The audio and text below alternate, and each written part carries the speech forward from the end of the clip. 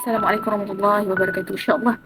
Bismillahirrahmanirrahim. Allahumma salli ala Sayyidina Muhammad wa ala alihi wasallim. InsyaAllah kita sambung terjemah ini. Surah Al-Baqarah ayat 70, 71 dan juga 72 insyaAllah.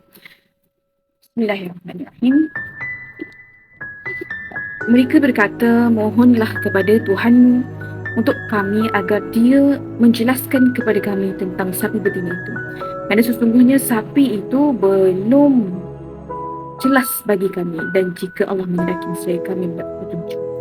Nabi Musa menjawab, dia Allah berfirman, sapi itu adalah sapi betina yang belum pernah dipakai untuk membajak tanah dan tidak pula untuk mengairi tanaman sihat dan juga tanpa belang. Mereka berkata, sekarang barulah engkau menerangkan hal yang sebenar. Lalu mereka menyembelih juga mereka hampir saja tidak melaksanakan perintah itu.